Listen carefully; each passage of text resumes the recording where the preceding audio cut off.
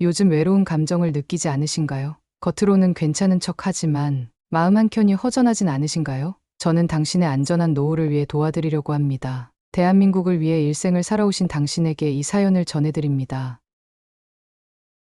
최근 경기도 하남시에 살고 있는 송영자 할머니를 만났습니다. 40년을 함께한 남편을 먼저 하늘나라로 보내고 홀로 지내시는 분이었죠. 자녀들은 모두 독립해서 명절에나 얼굴을 볼 수 있다고 하셨습니다. 늘 북적이던 집이 갑자기 조용해지니까 처음에는 이게 좋더라고요. 평생 남편과 자식들 뒷바라지하느라 바빴으니까. 하지만 시간이 지날수록 창밖을 바라보면서 누군가 찾아오기만을 기다리는 제 모습이 너무 낯설었죠. 송영자 할머니의 이야기는 우리 모두의 이야기일지도 모릅니다. 보건복지부의 최근 통계를 보면 65세 이상 노인 중 80%가 외로움을 경험하고 있다고 합니다. 더 충격적인 것은 이런 외로움을 노리는 나쁜 사람들이 점점 늘어나고 있다는 점입니다. 처음에는 할머니, 저랑 커피 한잔 하실래요?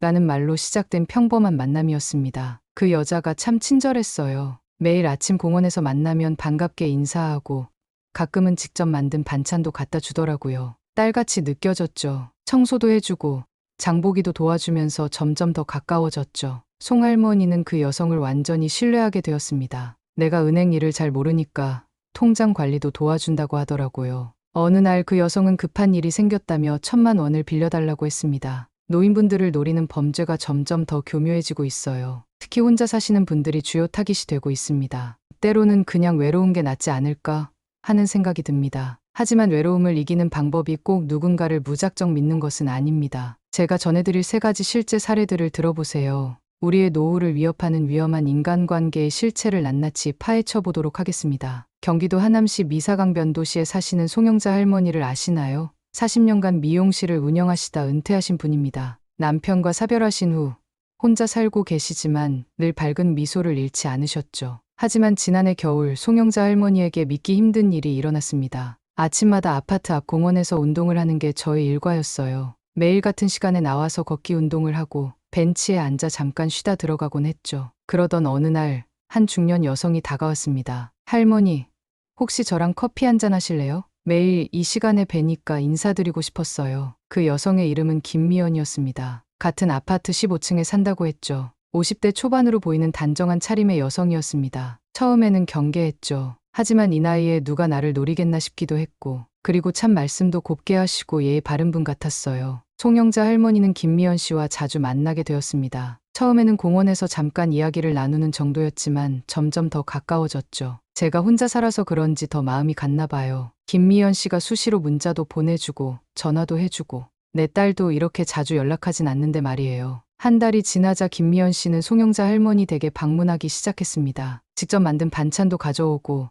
청소도 도와주겠다며 자주 찾아왔죠. 내가 허리가 안 좋아서 청소하기가 힘들었거든요. 그런데 김미연 씨가 와서 구석구석 깨끗이 청소해주고 장도 받아주고 얼마나 고마웠는지 몰라요. 3개월이 지나자 김미연 씨는 마치 가족처럼 친밀해졌습니다. 송영자 할머니의 통장 관리까지 도와주겠다고 나섰죠. 은행 일을 잘 모르니까 도와준다고 하더라고요. 체크카드도 만들어주고 인터넷 뱅킹도 신청해주고 그때 알았어야 했는데 6개월이 지난 어느 날 김미연 씨가 울면서 찾아왔습니다. 할머니, 제가 급한 일이 생겼어요. 1,000만 원만 빌려주시면 한 달 안에 꼭 갚을게요. 이자도 넉넉히 드릴게요. 송영자 할머니가 망설이자 김미연 씨의 태도가 돌변했습니다. 제가 그동안 할머니한테 얼마나 잘해드렸습니까? 이렇게 은혜를 저버리시면 어떡해요? 게다가 제가 할머니 통장 비밀번호도 알고 있잖아요. 결국 송영자 할머니는 1,000만 원을 빌려주게 되었습니다. 하지만 그것은 시작에 불과했죠. 그 뒤로는 마치 맡겨놓은 사람처럼 돈을 요구하더라고요. 안 빌려주면 협박하고 결국 할머니가 평생 모아온 노후자금 1억 원을 모두 가로챘습니다. 나중에 알고 보니 김미연 씨는 전문적인 노인 사기범이었습니다. 다른 아파트 단지에서도 같은 수법으로 여러 노인들의 재산을 노렸다고 합니다. 이제 와서 생각해보면 이상한 점이 많았어요. 처음부터 너무 잘해주는 것도 이상했고 제 통장 관리를 자청한 것도 수상했는데 그때는 왜 그걸 못 알아봤을까요? 송영자 할머니의 이야기는 여기서 끝나지 않습니다. 더 충격적인 사실이 남아있었는데요. 김미연이라는 여성은 송영자 할머니의 돈을 모두 빼앗고 난 뒤 완전히 잠적해버렸습니다. 하지만 그게 전부가 아니었죠. 경찰에 신고를 하고 나서야 알게 됐어요. 저 같은 피해자가 전국에 20명도 넘는다는 거예요. 모두 저처럼 혼자 사는 할머니들이었대요. 경찰 조사 결과 김미연은 전문적인 노인 사기 조직의 일원이었습니다. 이들은 전국의 대형 아파트 단지를 돌아다니며 혼자 사는 할머니들을 노렸다고 합니다. 그 사람들은 우리 같은 노인들의 마음을 너무 잘 알고 있었어요. 자식들은 바빠서 연락도 잘 안 하고 말동무도 없고 그런 외로운 마음을 악용한 거죠. 이현주 심리상담센터장은 이런 범죄가 더 교묘해지고 있다고 경고합니다. 사기범들은 처음부터 돈을 요구하지 않아요. 몇 달 동안 정성을 들여 신뢰관계를 만듭니다. 그러다 피해자가 완전히 마음을 열 때를 노리는 거죠. 송영자 할머니의 경우도 그랬습니다. 6개월 동안 김미연은 한 번도 돈 이야기를 꺼내지 않았어요. 그저 성실하고 착한 이웃인 것처럼 행동했을 뿐입니다. 지금 생각해보면 제가 정말 바보 같았어요. 의심했어야 했는데 경찰에 따르면 이런 수법의 특징이 있다고 합니다. 첫째, 혼자 사는 노인을 집중적으로 관찰합니다. 언제 운동하는지, 누구와 만나는지 등을 미리 파악하죠. 둘째, 처음에는 작은 친절로 시작합니다. 커피 한 잔을 같이 마시자는 제안이나 가벼운 인사로 시작하는 거죠. 셋째, 점점 더 큰 호의를 베풀며 신뢰를 쌓아갑니다. 청소, 장보기, 반찬 만들기 등으로 고마움을 사죠. 넷째, 금융 정보를 얻으려 합니다. 통장 관리를 도와준다며 비밀번호와 개인정보를 알아내려 하죠. 이제는 알아요. 갑자기 나타나서 지나치게 친절한 사람은 조심해야 한다는 걸. 세상에 공짜가 어디 있나요? 송영자 할머니는 이제 다른 피해자가 생기지 않기를 바라는 마음에서 이 이야기를 하신다고 합니다. 나이가 들수록 외로움이 더 커져요. 그 외로움을 노리는 나쁜 사람들이 이렇게 많은 줄 몰랐어. 제가 당한 일을 다른 분들은 겪지 않았으면 좋겠어요. 급하게 친해지려 하지 말고 천천히 신중하게 만나야 해요. 다음 사례는 서울 마포구 서교동에 사는 임미경 선생님의 이야기를 들려드리려 합니다. 35년간 초등학교 교사로 아이들을 가르치시다 3년 전 정년퇴직하신 분이에요. 아이들을 가르치는 일이 저희 전부였어요. 퇴직하고 나니 갑자기 허전하더라고요. 그래도 평생 성실하게 모은 퇴직금이 있으니 여유롭게 살 수 있다고 생각했죠. 임미경 선생님은 줄곧 혼자 살고 계셨습니다. 두 딸은 모두 시집을 가서 멀리 살고 있었죠. 그러던 어느 날 오랫동안 연락이 없던 조카가 찾아왔습니다. 친정 동생의 아들이에요. 어릴 때부터 똑똑하고 야무진 아이였죠. 명절 때마다 항상 저를 잘 따랐던 조카였어요. 조카 민호는 이모님께 사업 계획을 들고 왔습니다. 요즘 뜨고 있는 배달 앱 사업이라고 했죠. 이모, 요즘 배달 앱이 엄청 뜨고 있잖아요. 저도 새로운 배달 앱을 만들어서 사업을 시작하려고 해요. 투자만 해주시면 6개월 안에 2배로 돌려드릴게요. 처음에 이미경 선생님은 망설였습니다. 하지만 조카의 간곡한 부탁에 마음이 흔들리기 시작했죠. 이모, 제가 이모를 속일 리가 있겠어요? 어릴 때부터 이모가 친엄마처럼 잘해주셨잖아요. 꼭 성공해서 은혜 갚을게요. 평생 이모님을 모시면서 살겠습니다. 민호는 눈물까지 보이며 호소했습니다. 사업 계획서도 가져왔는데 그럴듯해 보였죠. 매달 이자도 꼭 드리고 6개월만 지나면 원금은 물론 수익금까지 다 돌려드리겠습니다. 이모, 제발 도와주세요. 결국 이미경 선생님은 마음이 움직였습니다. 4억 원의 퇴직금을 조카에게 빌려주기로 한 거죠. 피는 물보다 진하다고 하잖아요. 조카가 어릴 때부터 똑똑했고 한 번도 저를 실망시킨 적이 없었거든요. 그리고 이자도 매달 준다고 하니 처음 2달은 약속대로 이자가 잘 들어왔습니다. 민호는 자주 찾아와서 사업이 잘 되어가고 있다며 장밋빛 이야기를 들려주었죠. 곧 큰 투자사에서 투자를 받을 거라고 했어요. 유명한 연예인도 우리 앱에 투자하고 싶다고 한대요. 이모, 걱정하지 마세요. 하지만 3개월째부터 이상한 징후가 보이기 시작했습니다. 약속한 날짜에 이자가 들어오지 않았죠. 미안해요 이모. 이번 달은 조금 늦어질 것 같아요. 큰 거래처와 계약이 조금 늦어져서요. 다음 달에는 꼭 밀린 것까지 다 드릴게요. 그러나 다음 달에도 그 다음 달에도 이자는 들어오지 않았습니다. 점점 조카와 연락도 어려워졌죠. 전화를 해도 안 받고 문자를 보내도 답이 없었어요. 찾아가 보니 사무실도 이미 비어 있더라고요. 6개월이 지난 후 충격적인 사실을 알게 되었습니다. 민호는 사업은 시작도 하지 않은 채 돈을 모두 주식과 도박에 써버렸던 거죠. 35년 동안 한 푼 두 푼 모은 돈인데 조카라고 믿었는데 지금도 이 일을 생각하면 가슴이 먹먹해져요. 이미경 선생님의 이야기는 여기서 끝나지 않습니다. 더 큰 고통은 그 뒤에 찾아왔는데요. 돈을 잃은 것도 힘들었지만 더 큰 상처는 그 뒤에 찾아왔어요. 가족들이 하나둘씩 등을 돌리기 시작했거든요. 먼저 동생이 찾아왔습니다. 민호의 어머니인 동생은 이미경 선생님을 보자마자 눈물부터 쏟았죠. 언니, 우리 민호가 그럴 애가 아닌데 언니가 너무 강하게 나오시니까 도망간 거예요. 좀만 기다려주시면 안 될까요? 하지만 이미 민호는 연락이 두절된 상태였습니다. 게다가 다른 친척들의 반응은 더욱 충격적이었죠. 어떤 친척들은 왜 그 조카한테만 돈을 줬냐며 서운해했고 또 다른 친척들은 퇴직금을 함부로 써서 그런 거다라며 비난했어요. 정작 제 마음은 아무도 몰라주더라고요. 설상가상으로 조카 민호는 이미경 선생님을 오히려 원망하기 시작했습니다. 이모가 자꾸 도촉하시니까 제가 도망칠 수밖에 없었잖아요. 돈 좀 더 기다려주셨으면 사업 성공했을 텐데. 결국 가족 관계는 완전히 무너져 버렸습니다. 명절에도 친정에 가지 못하게 되었고 40년 넘게 다정했던 동생과도 연락이 끊겼죠. 윤태호 금융전문가는 이런 사례가 매우 흔하다고 지적합니다. 가족 간의 금전거래는 매우 위험합니다. 돈을 떼이는 것도 문제지만 그보다 더 큰 문제는 가족 관계 자체가 무너진다는 거죠. 한번 깨진 신뢰는 회복하기가 너무 어렵습니다. 특히 은퇴하신 분들의 경우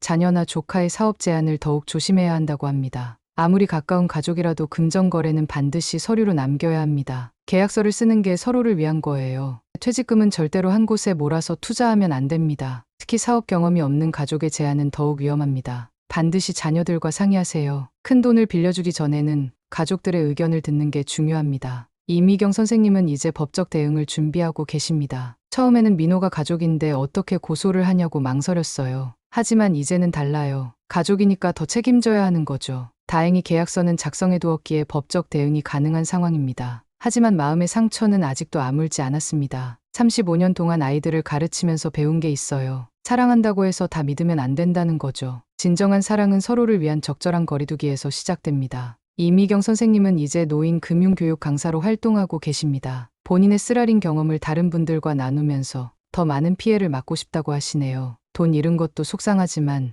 가족을 잃은 게 더 아파요. 여러분은 제 실수를 반복하지 마세요. 가족이라고 해서 무조건 믿지 마시고 꼭 서류로 남기세요. 그게 오히려 가족을 지키는 길입니다. 이제 마지막으로 경기도 분당에 사시는 박순옥 할머니의 이야기를 들려드리겠습니다. 30년 동안 한 아파트에서 살아오신 분이에요. 남편과 함께 아이 셋을 키우며 평화롭게 살아오셨죠. 우리 아파트가 참 좋았어요. 이웃들도 친절하고 단지 안에 꽃도 예쁘게 피고 30년 동안 한 번도 이사할 생각을 하지 않았어요. 특히 박순옥 할머니는 큰아들 자랑이 대단하셨습니다. 대기업에서 일하는 아들이 얼마 전 해외 지사 임원으로 발령받았거든요. 아들이 한 달에 한 번은 꼭 들러서 며칠씩 머물다 갔어요. 해외 출장이 잦다 보니 한국에 올 때마다 저희 집에서 쉬어가곤 했죠. 하지만 그런 일상이 한순간에 무너지기 시작했습니다. 아들의 잦은 방문을 이상하게 보는 시선이 생겨난 거예요. 처음에는 옆집 아주머니가 그러더라고요. 박순옥 씨 아들이 요즘 자주 와요? 무슨 일 있나? 그때는 그냥 관심 가진 정도라고 생각했죠. 하지만 소문은 걷잡을 수 없이 퍼져나갔습니다. 아들이 사업에 실패해서 빚쟁이들이 매일 찾아온대요. 그래서 도망 다니느라 이 집에 숨어 지내는 거라고. 심지어 박순옥이네 집 초인종 소리만 들리면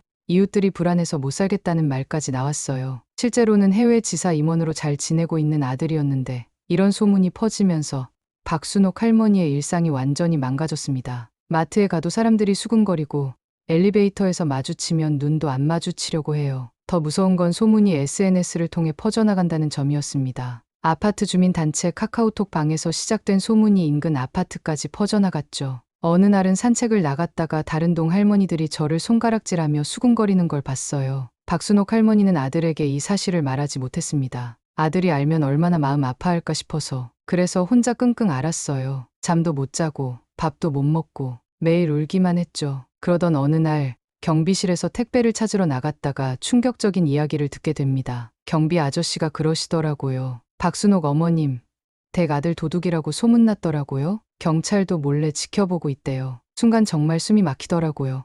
결국 박순옥 할머니는 우울증 진단을 받게 되었습니다. 집을 떠나야겠다고 결심한 것도 그 즈음이었죠. 아침에 일어나면 제일 먼저 창문 밖을 봐요. 누가 우리 집을 쳐다보고 있진 않을까. 그게 너무 무서웠어요. 결국 이사를 결심했죠. 이웃들의 따가운 시선을 피해 밤늦게 이삿짐을 싸는 그 순간 박순옥 할머니는 참았던 눈물을 쏟아냈다고 합니다. 30년이에요. 이 집에서 아이들 키우고 남편이랑 행복하게 살았는데 이렇게 도망치듯 떠나야 한다는 게, 하지만 이것은 소문의 무서움을 보여주는 시작에 불과했습니다. 할머니의 이야기는 여기서 더 큰 시련으로 이어졌습니다. 이사를 결심하고 새로운 아파트를 알아보던 중 다른 아파트 부동산에 갔는데 그쪽 공인중개사가 저를 알아보더라고요. 혹시 한솔 주공아파트에 사시는 박순옥 씨 아니세요? 도둑질하는 아들을 숨겨주시는. 그 순간 정말 눈앞이 캄캄해졌어요. SNS를 통해 퍼진 소문은 이미 분당 전체로 퍼져나가 있었습니다. 카카오톡 단체방, 네이버 밴드를 통해 박순옥 할머니와 아들의 이야기가 마치 사실처럼 전해진 거죠. 나중에 알고 보니 누군가가 제 사진까지 찍어서 올렸더라고요. 이 할머니 아들 조심하세요. 사기꾼이에요라는 글과 함께 결국 박순옥 할머니는 우울증이 더욱 심해졌습니다. 한 달 동안 집 밖을 나가지 못했고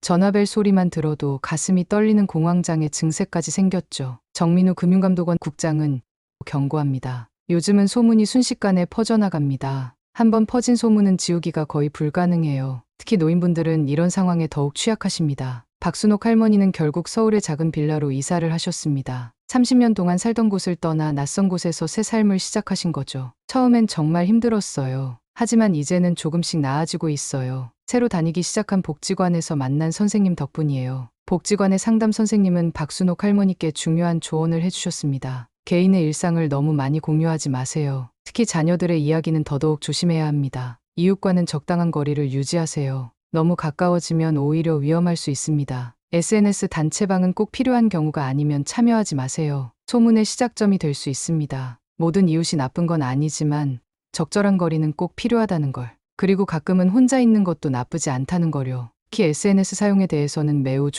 조심스러워지셨답니다. 카카오톡 단체방도 다 나왔어요. 꼭 필요한 연락만 주고받아요. 그게 마음도 편하고 안전해요. 정민우 국장은 이렇게 조언합니다. SNS 시대에는 개인정보 보호가 무엇보다 중요합니다. 특히 노년층은 소문에 더 취약하시죠. 불필요한 정보 공유는 피하고 악의적인 소문에는 단호히 대처하셔야 합니다. 박순옥 할머니의 아들은 나중에야 이 일을 알게 되었습니다. 지금은 어머니와 더 자주 연락하고 정기적으로 찾아뵙고 계시죠. 이제는 새로운 희망이 생겼어요. 앞으로는 제 행복만 생각하려고요. 다른 사람들이 뭐라 하든 제 삶은 제가 지키는 거니까요. 지금까지 우리는 세 분의 안타까운 이야기를 들어보았습니다. 이웃을 믿었다가 퇴직금을 모두 잃은 송영자 할머니, 조카를 도우려다 가족관계가 무너진 이미경 선생님, 그리고 악의적인 소문으로 30년 터전을 떠나야 했던 박순옥 할머니. 이 세 분의 이야기에는 공통점이 있습니다. 바로 신뢰였죠. 이웃을 신뢰했고, 가족을 신뢰했고, 오랜 시간 함께한 이웃들을 신뢰했습니다. 하지만 그 신뢰가 무너지면서 더 큰 상처가 되어 돌아왔습니다. 처음에는 단순히 돈을 잃은 것이 속상했어요. 하지만 시간이 지날수록 마음의 상처가 더 크더라고요. 송영자 할머니의 말씀처럼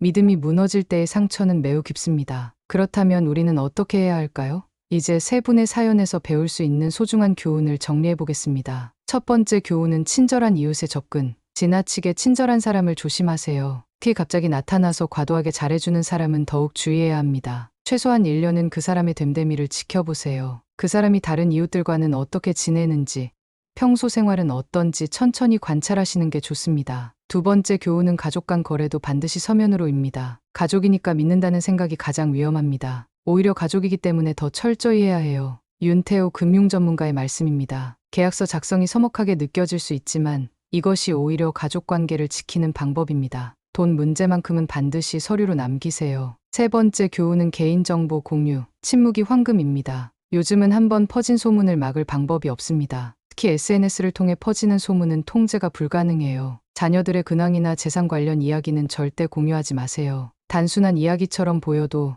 그것이 나중에 큰 문제가 될 수 있습니다. 이제는 알아요. 고독이 때론 최선의 선택이 될 수 있다는 걸. 박순옥 할머니의 이 말씀이 가슴에 와닿습니다. 완전한 고독을 말씀드리는 게 아닙니다. 건강한 거리두기, 적절한 경계를 지키는 인간관계를 말씀드리는 거죠. 여러분의 노후는 소중합니다. 평생 일구어온 행복이 잘못된 판단으로 무너지지 않도록 하세요. 복지관이나 주민센터의 공식 프로그램을 이용하세요. 거기서 만난 인연들과 천천히 신중하게 관계를 쌓아가시기 바랍니다. 진정한 인연은 시간이 만들어줍니다. 서두르지 마세요. 혼자 있는 시간도 때론 필요합니다. 강지영 관장님의 이 말씀으로 오늘 이야기를 마무리하고자 합니다. 여러분의 행복한 노후를 위해 오늘 이 이야기가 도움이 되셨길 바랍니다. 지금의 대한민국을 만들어 온 분들에게 이 사연은 바칩니다. 항상 오래오래 건강하세요. 감사합니다.